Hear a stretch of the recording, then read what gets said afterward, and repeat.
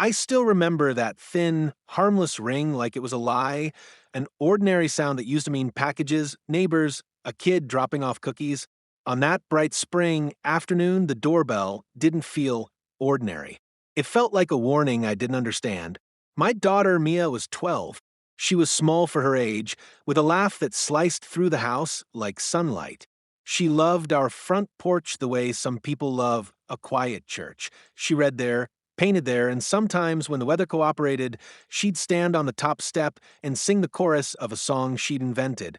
That day she had painted her nails a ridiculous neon blue and wanted me to see. She tiptoed to the door, her little knuckles forming the rhythm of an excited heart. "Daddy, can I go say hi?" Mrs. Hargrove. She left a note. She said, cheeks flushed, the kind of flush that comes from running a short, happy distance. I should have walked with her. I should have stopped her. Every parent, after something like this, finds a laundry list of things they should have done. But I told her to go. She'd been behaving well, homework done, violin practice finished. My wife was at work, and the day was absurdly quiet, the kind of quiet that tricks you into thinking nothing bad could happen. She opened the door and stepped onto the stoop, like a small ambassador of peace. A second later, there was a shout, sharp, furious, the kind of sound that immediately makes your stomach drop. I was in the kitchen wiping a plate, the sound of ceramic meeting cloth suddenly incongruent with the scream. I turned. The world snapped into focus. There she was, Mrs. Hargrove. Neat hair, a cardigan that looked expensive and mean, eyes rimmed with that particular kind of entitlement. People like her wear authority the way some men wear watches, to signal status.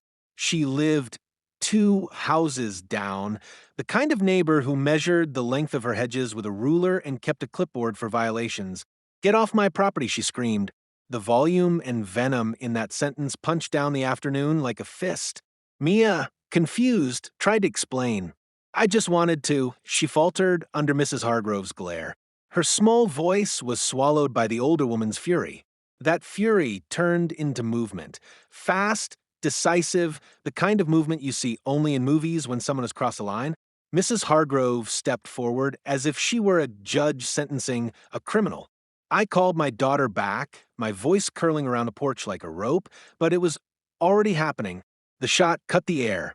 Time, for a few strange seconds, behaved like something else entirely. Noise smeared into slow motion and the world tilting into a horrible, bright clarity. I saw my daughter fall, knees buckling, her small body folding like a paper angel. The neighbor's front yard became a stage, and the sky a huge cold spectator. For a moment, I couldn't even process the sound.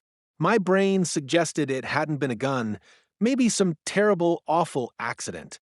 Then the smell, sharp and metallic, arrived like proof. People around the block leaped up, faces blanching. A woman gasped, a dog barked in a rhythm of panic, and someone somewhere began to scream my name. I ran.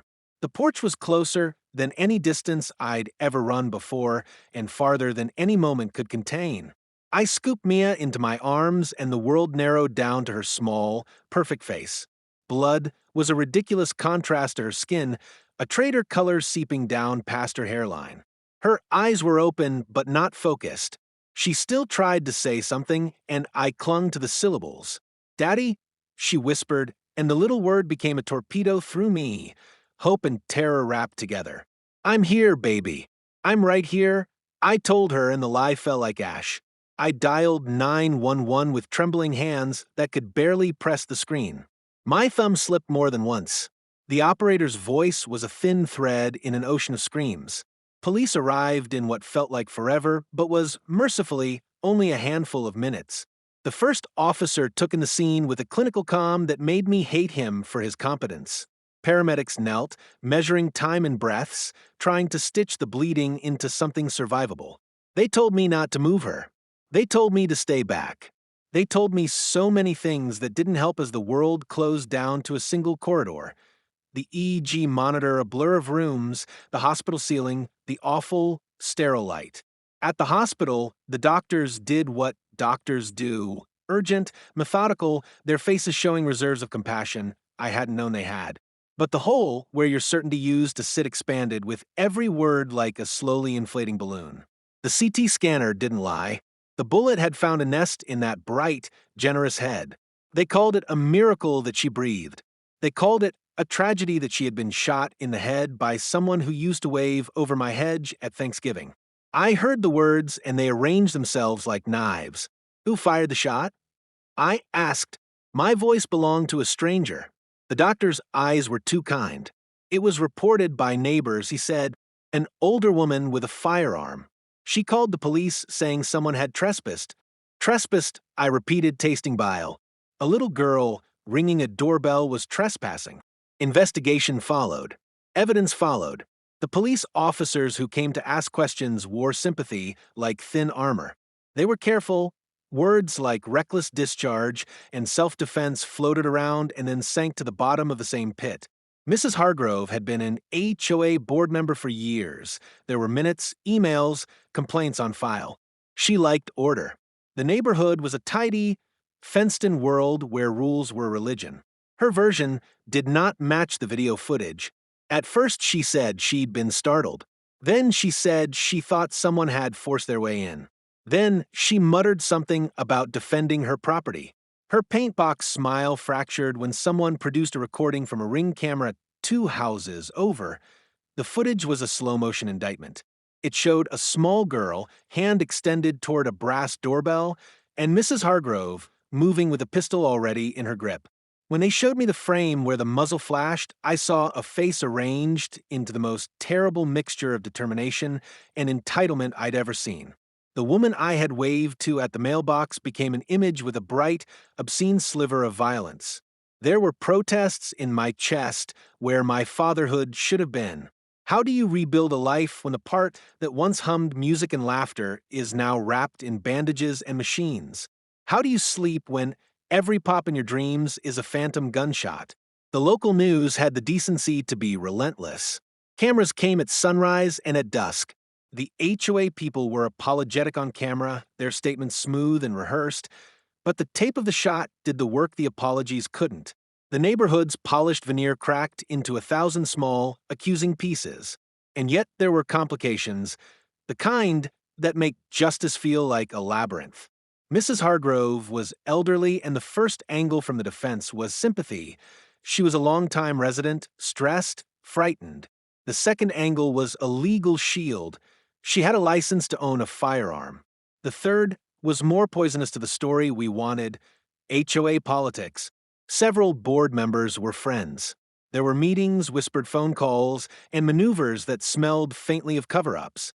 I wanted to boil with rage, to become something mechanical and efficient and unstoppable. But the day-to-day of hurt was small and suffocating: hospital machines and doctors who asked questions, the way Mia's once joyful paintings now sat untouched in a corner, the way her violin leaned against the wall, like an accusation. I called her friends and their parents, fumbled through explanations, and tried to be stoic for my wife when she came with red-rimmed eyes and a hollow shell of courage. Dad, Mia would murmur in the nights when she woke up, her voice a scratch of feeling, "What if I can't play again?" And I would press my hand to her small, warm palm and answer like a man, trying to keep a house from burning, "We'll fix it. We'll fight. We will not let them make this the end." Those words buoyed me through long, sleepless nights. I made a list: names, dates, neighbors who saw things, a stack of messages from concerned people who wanted to help. I printed everything like a man preparing for a siege: evidence, a timeline, the Ring footage with timestamps circled in thick black ink. I learned to navigate forms and to speak to detectives in a language that mattered to them. Facts, not fury. Facts were a currency that could win cases, while rage only got us angry notes and late-night calls to talk shows. But facts alone rarely make the kind of viral storm that forces an entrenched system to move. That's where the internet arrived like an ally and a weapon. A neighbor posted the clip to a local group, then someone else shared it, then a regional news page picked it up, and suddenly the footage was everywhere. Comments poured in, a swell of anger and grief, and hundreds of strangers identifying with a small, neon-nailed hand reaching for a doorbell. The HOA scrambled. An executive meeting was called. Mrs. Hargrove retreated into statements about safety and fear. The police examined the gun, the trajectory, the bullet, pieces of an ugly puzzle. The DA came to visit. Her eyes were quick and assessing, the kind that belongs to people who spend their lives coaxing truth from chaos. But even as the machinery of law began to turn, something else tightened in the neighborhood, a low hum of fear. People who used to trim hedges in the morning began to draw curtains. Invitations to block parties evaporated like dew. The tidy little world had been scarred, and in those quiet, terrible hours I learned one thing with absolute clarity: nothing would ever be the same. Not our porch, not the smell of nail polish, not the sound of the bell. The ordinary had been split into two, before the ring and after the shot, and in the middle of those two words stood my daughter, breathing slowly, fighting with the stubbornness of hope. I promised her then, with my voice a single continuous vow, that I would make the world understand what had been done. I would peel back the layers of respectability and entitlement until justice looked small and exposed and unavoidable. I would make every person who raised a hand to fear or status understand that a child's life was not collateral damage. It felt like a mountain. It felt like a row of matches waiting to be struck, and I would be the match. The morning after the shooting, our house didn't feel like a home anymore. It felt like evidence. Every object was heavy with memory. The porch light that still blinked faintly, the paintbrushes Mia left on the table, her school backpack half-zipped beside the couch. I hadn't slept. My wife hadn't spoken in hours. The sound of the refrigerator running felt like thunder in a graveyard. By 7 a.m., the police had taped off our walkway. Blue and yellow ribbons fluttered where my daughter used to play hopscotch. Neighbors peeked through curtains but didn't come out.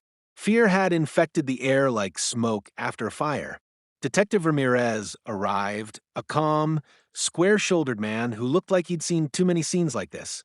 He introduced himself softly, as if volume might break me further. "Mr. Walker," he said, "I'll be leading the investigation. I promise you we'll find the truth."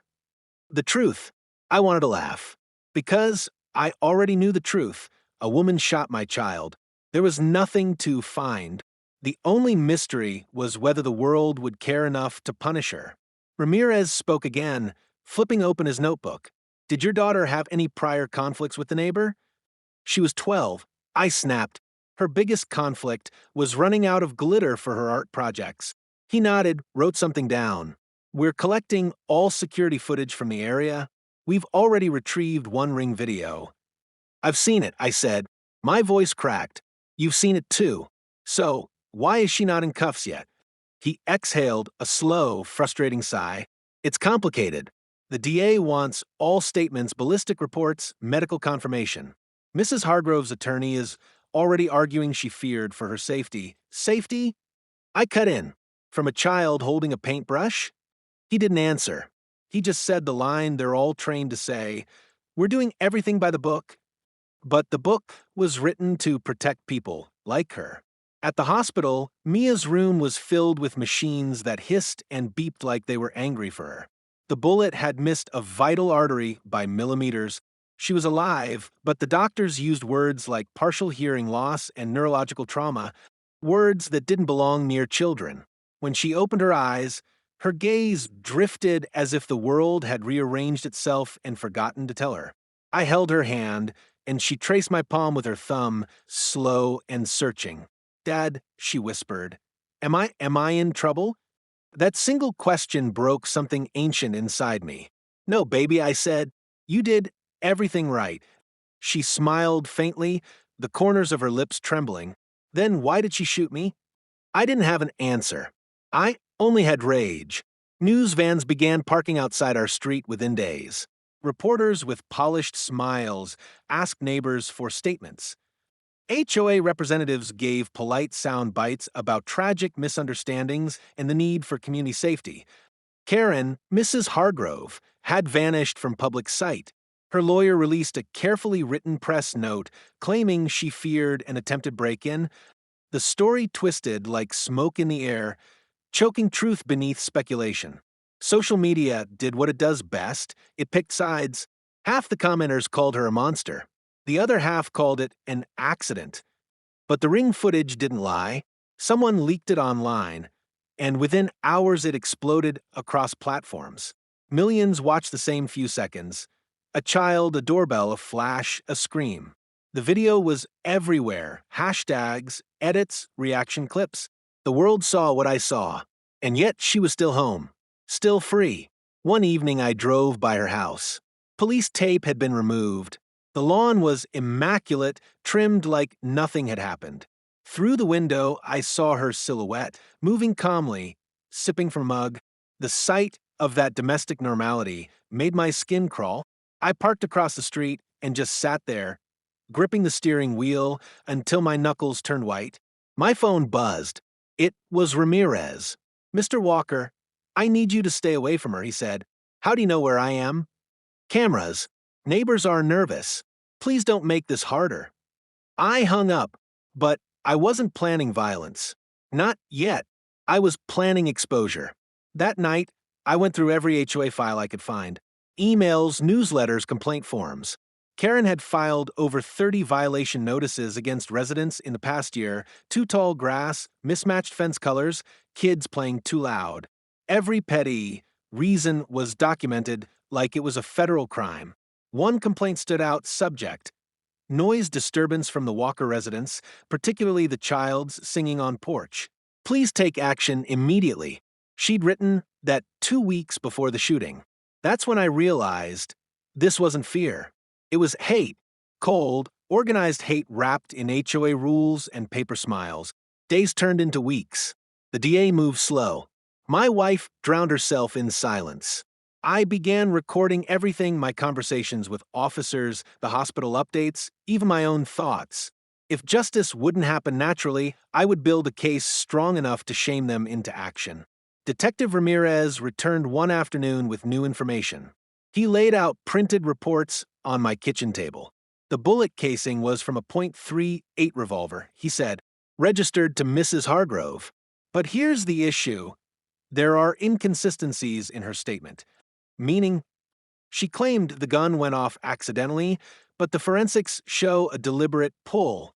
No fingerprints on the trigger guard except hers. So, arrest her. "We will," he said, "once the DA signs the warrant." But she's fighting back, claiming she thought your daughter was part of a group harassing her online. She's referencing anonymous messages. It was a lie, of course.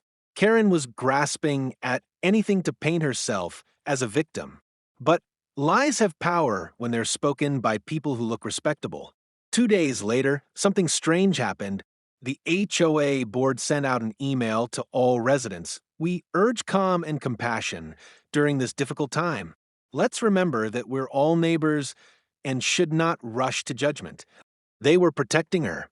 I drove straight to the HOA office, a tidy building with glass doors and cheerful banners about community pride. The receptionist looked terrified as I stormed in. "I need to speak with whoever runs this circus," I said. A thin man in a blazer appeared from a back room. His name tag said President HOA. "Sir, please," he began. "We understand your grief, but threatening?" I slammed my hand on the desk. "My daughter is fighting for her life because one of your board members shot her for ringing a doorbell. And you want calm." He stammered. We have a process." "Yeah," I said, stepping closer. "So do I." I left before my anger did something stupid, but not before taking photos of every award, every plaque on their wall. HOA pride would soon become HOA shame. That night, I uploaded a video myself. It wasn't polished. It wasn't scripted. Just me, a father, staring into the camera. My daughter was shot in the head by our HOA board member for ringing a doorbell. I said, "Her name is Mia. She's 12. She loved painting sunsets. The woman who shot her says she was afraid. Watch the footage and tell me what kind of fear looks like that." I posted the clip with the hashtag Justice for Mia. Within 24 hours, it had 3 million views. By the next morning, 10 million. People from all over the world began sending messages, donations, and legal contacts. My inbox overflowed. News channels called for interviews. The HOA issued a temporary leave for Mrs. Hargrove. But that wasn't enough. I wanted her arrested. Then the threats began. Anonymous emails. Drop it or you'll regret it. Notes left on my doorstep. Accidents happen to loud people. It was almost laughable, cowards hiding behind HOA letterheads. But I didn't back down. I doubled my efforts. Detective Ramirez met me again. His tone was heavier now. You've made national attention, he said. The DA's office is under pressure. They're expediting the case. When? Soon. She'll be charged with aggravated assault, possibly attempted murder. Possibly. I repeated. She shot a kid in the head. He lowered his voice. Politics. You know how it works. But keep doing what you're doing. People are watching. 1 week later, they finally arrested her. The footage of her being led away in handcuffs went viral instantly. She looked calm, too calm, like she still believed she'd be home by dinner. But when I saw her glance toward the camera, something in her eyes froze me. It wasn't guilt. It was hatred. Cold, undiluted, aimed right at me. That night, a rock shattered our living room window. Attached was a note, "You should have stayed quiet." I stood there in the dark, glass crunching beneath my feet, and realized this wasn't over. The arrest was only the beginning. At the hospital, Mia made small progress. She could sit up now, though her hearing was partial and her speech slow. Did they catch her? She asked one morning. Yes, I said. She's where she belongs. She nodded weakly, a faint smile tugging at her lips. Then don't stop, Dad. Don't stop until everyone like her knows what they did. I kissed her forehead and whispered, I won't. And as I stepped out into the corridor, I saw reporters waiting, cameras raised, mics glowing red. They shouted questions about the HOA shooter, about justice, about forgiveness. Forgiveness. That word didn't belong here. Not yet. Maybe not ever. But the deeper I dug, the clearer it became. Karen didn't act alone. There were emails, threads, HOA meeting minutes full of hateful remarks toward kids making noise and disturbing peace. She'd complained about our house specifically. The board had ignored it publicly, but privately, they'd encouraged her to keep the neighborhood quiet. This wasn't just one woman's crime. It was a culture. I printed every document, every email, every HOA policy that favored control over compassion. I lined them up across my living room floor, like pieces of a map. The investigation wasn't about one shooting anymore, it was about the sickness that had allowed it. And I knew then, as dawn crawled through the blinds, that section 2 of my fight was over. The police had acted, but my war was only beginning. Because justice in this neighborhood wasn't handed down, it had to be taken. The arrest of Karen Hargrove should have been the end. But in my gut, I knew it was only the surface of something deeper, something rotten that had been growing under the clean lawns and polite smiles of our HOA community for years. Because when I looked through the hundreds of emails and meeting notes, one name kept appearing, not Karen's, but someone above her. HOA President Mark Holloway. Every decision, every fine, every anonymous complaint had been reviewed and approved by him. And one line in a private email to the board chilled me. Karen is doing what most of you are too afraid to do. Keep this neighborhood pure. Pure. That single word felt dirtier than any curse. 2 days after Karen's arrest, the HOA scheduled a special emergency meeting. I wasn't invited, but I went anyway. When I walked in, the chatter stopped instantly. Every head turned. Mark Holloway stood at the podium, his fake smile stiffening as he saw me. Mr. Walker, he said carefully, this is a private meeting. Then, make it public, I said, stepping forward, because the public is watching now. I pulled a folder from my jacket and tossed it onto the table. Inside were printed copies of those HOA emails, the ones where Karen bragged about handling the Walker situation, and Mark replied with, Good, maybe this will teach them boundaries. A gasp rippled through the room. Cameras clicked, because I hadn't come alone this time. I'd brought a local journalist who'd been following the story. Mark's voice trembled slightly. Those are private communications between people conspiring to intimidate a child. I interrupted. Tell me, Mark, when you wrote this, did you already know she was going to use a gun? His jaw clenched. You need to leave, he said. Right now. But the journalist had already started recording. And that's when Mark made his fatal mistake. He reached forward, trying to grab the papers, and muttered, "You people never learn." That clip hit the internet that same night. Within hours, hashtag HOA revealed was trending. The next morning, reporters flooded the HOA office. News anchors replayed the footage on repeat. Karen wasn't just a crazy neighbor anymore, she was the face of a corrupt system. Detective Ramirez called me. "Walker," he said, "you've started a wildfire. The DA's office is getting calls from state officials. They want to reopen every HOA case in your district." "Good," I said. "Let it burn." Meanwhile, Karen sat in county jail.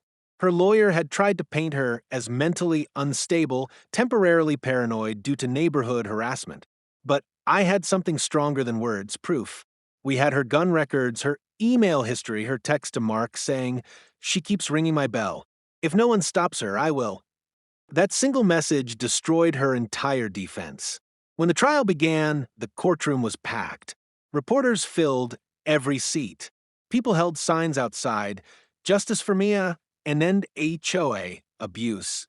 Karen sat behind her lawyer, dressed in gray, her face pale, but emotionless. I sat with my wife and Mia.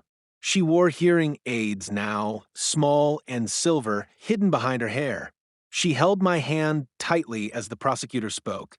"Ladies and gentlemen of the jury, this case is not about an accident. It's about hate dressed as order. It's about a system that gave a woman the illusion of authority and a gun to enforce it." Each word hit like a hammer. Then they played the ring footage on the courtroom screen. The sound echoed, the bell chime, Karen shout, the gunshot. Mia flinched, squeezing my hand. I kept my eyes on Karen. She didn't blink. When the clip ended, the silence was suffocating. Even the judge took a deep breath before speaking. "Let's continue," he said quietly. Karen's defense attorney tried everything, claimed it was a misfire, claimed she'd been threatened before, claimed her HOA role made her a target. But then came the cross-examination. The prosecutor pulled out one of the HOA emails. "Noise must be controlled. We can't let these people lower our standards." He read it aloud, his voice cold. "Mrs. Hargrove, who are these people?" Karen hesitated. "Families who don't respect community rules." "You mean families like the Walkers?" She swallowed hard. "Yes." "And your solution was to enforce order with a firearm?" Her silence was answer enough. When it was my turn to testify, I walked up to the stand slowly, feeling every eye in the room. The lawyer asked, "Mr. Walker, what would you say to the defendant today?" I looked straight at Karen. "You taught my daughter what hate looks like," I said, "but you also taught her what strength feels like, because she survived you. And we're still standing." For the first time, Karen looked away. After 2 weeks of testimony, the jury returned. Guilty on all counts: attempted murder, use of a firearm in a felony hate crime enhancement. The judge's voice echoed through the courtroom. "Mrs. Hargrove, your sentence is 25 years to life." The crowd erupted. Some cheered, some cried. My wife buried her face in my shoulder. Mia just whispered, "She can't hurt anyone now." But the story didn't end in that courtroom. Days later, the state launched an official investigation into Mark Holloway and the entire HOA board. They found years of corruption, fraudulent fines, discrimination, and misuse of residents' funds. Mark resigned in disgrace before charges even dropped. 2 other members were arrested for obstruction of justice. The HOA dissolved. The neighborhood was left leaderless. And for the first time in years, kids played freely on the street without someone yelling about rules. Months later, Mia started painting again.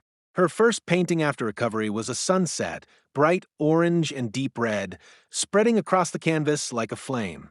When I asked what it meant, she said, "It's the end of something bad, and the start of something good." That painting hung on our front porch, right where the shooting happened, right where she had fallen.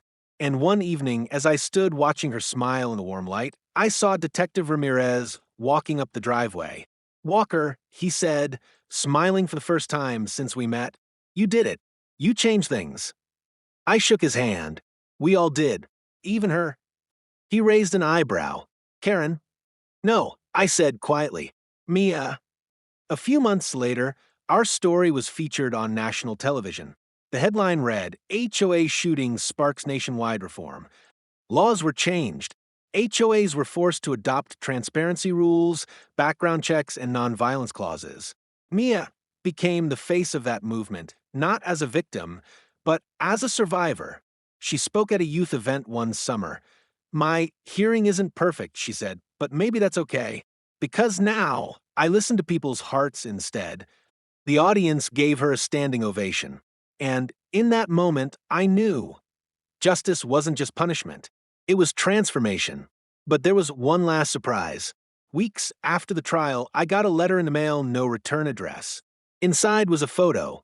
Karen, in her HOA uniform, laughing, and written on the back in messy ink, "You may have won this one, but there are others like me." I stared at the photo for a long time, then burned it in the sink, because I already knew what she didn't. People like her only win when we stay silent. And I was never staying silent again. Months passed. Our neighborhood changed. The lawns were still green, the houses still quiet, but now the peace felt real, earned, not forced. Mia's laughter filled the air again, carried by the wind, echoing off the same doorbell that once caused pain. And every time it rang, I smiled, because it no longer sounded like fear. It sounded like freedom. The verdict had come months earlier, but life didn't simply return to normal. Every morning still carried a quiet echo of that day. Sirens shouting, the hollow ring of the doorbell. Yet time, as it always does, began to stitch the edges back together. Our home felt different now. The HOA signs were gone, the once strict board dissolved. New families moved in, teachers, nurses, retirees, people who waved instead of whispered. And for the first time in years, the neighborhood felt like what it was always supposed to be, a community. Mia was healing faster than anyone expected. The doctors said her resilience was miraculous, but I knew it wasn't a miracle. It was her strength. She'd started volunteering at a local center that helped other kids who'd experienced trauma. Every Friday, she ran an art class titled Colors of Courage. She painted doors, hundreds of them, each one bright, each one open. The interview one afternoon, a news crew came to our house for a follow-up story. The reporter, a soft-spoken woman named Linda, asked Mia a simple question. If you could speak to the woman who hurt you, what would you say? Mia paused, then said quietly, I'd tell her I forgive her. Because if I don't, I'd still be standing on that porch. Even the camera operator wiped his eyes. Linda turned to me. And you, Mr. Walker? I looked at the camera, choosing my words carefully. I don't forgive what she did. But I forgive myself for not seeing the signs sooner. No one should ignore cruelty just because it hides behind a rule book. That clip aired nationwide. Millions watched. Emails poured in from people who'd faced their own neighborhood bullies, their own small tyrannies. We weren't alone anymore. The letter from prison a month later, a letter arrived from the state correctional facility. The handwriting was tight, controlled. Karen Hargrove, I've been attending a counseling program. It began. They make us write letters to those we hurt. I'm not asking for sympathy. I'm learning what I became. I used the HOA to feel powerful because I was powerless everywhere else. I can't undo what I did, but I can tell you I see it now. I read it twice, then handed it to Mia. She read quietly and said, maybe she's changing. Maybe, I replied, or maybe you change her. We didn't write back, but we didn't tear the letter up either. Mia placed it inside her art folder, between two paintings of open doors. The memorial bell that summer, the city council invited us to a small ceremony at the park. They were dedicating a new playground in honor of the children affected by HOA violence and neighborhood hate crimes. At the center stood a bronze bell on a short stone pillar. A plaque read, "The sound of freedom, every ring, reminds us to listen with kindness." When they asked Mia to ring it first, she smiled, pressed the small button that activated the chime, and the soft note carried through the air. It wasn't loud. It didn't need to be. People clapped. Some cried. I just stood there, listening. Life after noise months turned into a year. The HOA concept was rewritten across the state, new training, new laws, no more unchecked authority. Detective Ramirez was promoted to captain. He sent us a card that read, "Peace doesn't come from silence, it comes from fairness." We kept the house, not because we needed the property, but because leaving would have felt like surrender. The porch was no longer a place of fear, it was a place where mailmen, friends, and kids stopped by without hesitation. Every evening, Mia sat there with her sketchbook. Sometimes she'd draw birds sitting on telephone wires. Other times, she'd paint the sky red and gold. Once, I asked her why so many of her drawings had open doors. She said, "Because a closed door almost ended me. I'll never paint one closed again." A visit one late autumn day. A familiar car pulled up, Detective Ramirez again. He'd retired. "Thought you'd want to see this," he said, handing me a folder. Inside were photos of the old HOA office, now an empty lot. "Developers are turning it into a community garden," he said. I laughed softly. "That's poetic." Yeah, he nodded. "Where rules once grew, now tomatoes." We shared coffee on the porch while Mia watered her plants. "Funny thing," he added, "Karen's been teaching conflict resolution classes inside prison. Some of the inmates say she's actually good at it." I stared into my cup. Then maybe this story finally did some good. The doorbell that night, as the sun dipped below the houses, someone rang our doorbell. That simple sound, once a trigger, once a curse, echoed softly through the hallway. Mia looked up at me. "I'll get it," she said. She opened the door. A group of neighborhood kids stood there, holding cupcakes. "It's our one-year bell day," one shouted. "We wanted to thank you for the playground." Mia laughed, a real bright laugh, and invited them in. I leaned against the wall, eyes wet, heart full. Epilogue later that evening, I stood outside alone, looking at the quiet street. The lamplight glowed across the pavement where my daughter had once fallen. The same place now held chalk drawings and bicycle tracks. The world hadn't become perfect, but it had become better. Because one family refused to stay silent, and one girl refused to stop ringing the doorbell. A soft breeze rustled through the trees. Somewhere, far away, the bell from the park chimed again, clear, steady, and free. I whispered, "That's my girl." And for the first time, the sound of that bell didn't hurt. It healed.